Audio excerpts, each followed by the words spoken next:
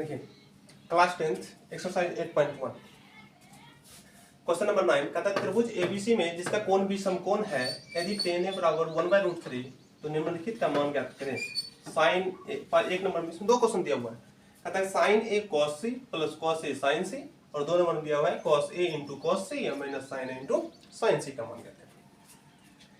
अब देखो सबसे पहले दिया हुआ है कि त्रिभुज एबीसी में जिसका कोण भी समकोण है, तो ये फिक्स पहले कर दिया और सीधा दिया हुआ है कि tan a बराबर 1/√3। तो सबसे पहले हम चूंकि सिंस tan a इक्वल 1/√3 दिया हुआ है, इसका मतलब ये p है और b है, p/b। तो p इक्वल 1 दिया हुआ है, b इक्वल √3 दिया हुआ है। अब क्या करेंगे, पाइथागोरस थ्योरम से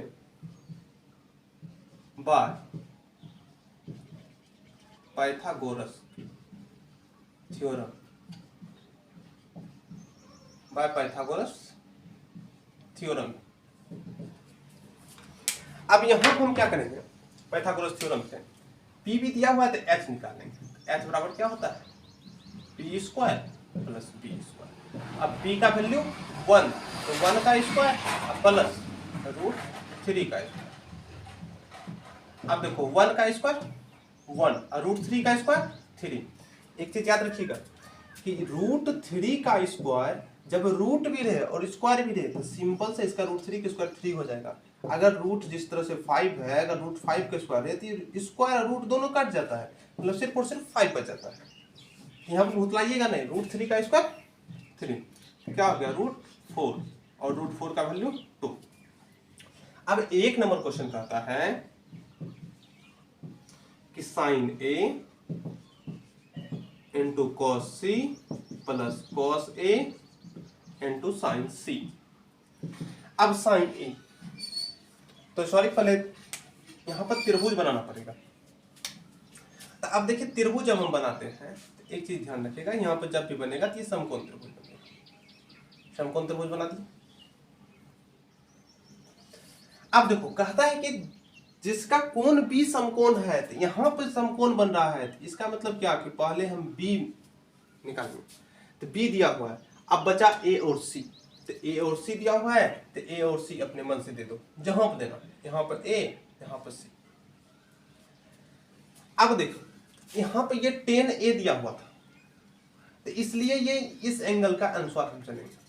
अब देखो tan a के अनुसार p बराबर 1, इसका मतलब है कि tan a इसके अनुसार ये होगा p और ये दिया हुआ है 1 और एक कोई यूनिट मान लो 1 के, और साथ ही साथ b। तो इस एंगल b के a के लिए b जो बनेगा ये ab बनेगा, इसका मतलब क्या होगा √3। और h तो 90 डिग्री के सामने वाला, समकोण के सामने वाला h कहलाता है, हाइपोटेनस कहलाता है। तो ये हो गया 2 के दे दो 2 के। अब देखो यहाँ पर साइन a, अब साइन a इक्वल होता है वो होता है p/h इंटू cos c होता है b/h plus cos a b/h into sin c p/h। अब देखो p/h तो a के लिए p कौन बनेगा तो bc बनेगा, a के लिए p bc बनेगा। तो bc का वैल्यू कितना दिया हुआ है 1 बाय h का वैल्यू कौन है तो 2 1/2 इंटू cos c। तो cos c तो c तो एंगल ये है, तो एंगल c उसके लिए b कौन बनेगा यही बनेगा 1 बाय h का वैल्यू फिक्स है 2 प्लस cos a b/h। अब a के लिए b कौन बनेगा ab बनेगा। तो ab का वैल्यू कितना दिया हुआ है √3, √3 बाय 2 मल्टीप्लाई sin c। तो c के लिए p कौन बनेगा c के सामने वाला p बनता है, तो मतलब ये भी हो जाएगा √3, तो √3/2। अभी क्या हो गया 1 1 1 1 2 दूनी 4 प्लस √3 गुना √3, तो √3 गुना √3 3 होता है और 2 दूनी 4। और ये भी याद रखिएगा कि जैसे √3 गुना √3 कितना हुआ 3, √5 गुना √5 5, √11 गुना √11 11, मतलब रूट में रहे और उसी संख्या से गुना किया जाए तो वही आंसर आ जाता है 11। तो इस बात को याद रखिएगा। तो √3 गुना √3 3 और 2 दूनी 4। अब इसका एलसीएम क्या हो जाएगा 4 4 का एलसीएम 4, तो 1 प्लस 3 इक्वल क्या आ गया 4/4 कट के 1। कोई दिक्कत? ये हो गया। अब 2 नंबर क्वेश्चन कहता है कि cos A into cos C minus sin A into sin C।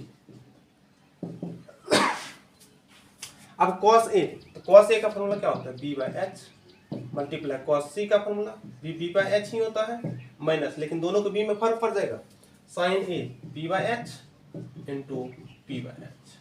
अब देखो a के लिए b कौन बनेगा? a के लिए b बनेगा √3, तो √3 और h कौन बनेगा? तो फिक्स है 2। अब c यहाँ पे है, तो c के लिए b बनेगा ये 1, तो 1 बाय h का वैल्यू 2 माइनस। अब a के सामने वाला कहलाता है p, तो p कहलाएगा 1, तो 1 बाय 2 मल्टीप्लाई c। अब c के लिए p कौन बन जाएगा? तो √3, तो √3 बाय 2। अब √3 गुना 1 तो √3 और 2 दूनी 4 माइनस 1 गुना √3 बटे 2 दूनी 4। अब √3 माइनस √3/4 माइनस √3/4 सेम संख्या में सेम संख्या जाता है, 0 हो गया आंसर।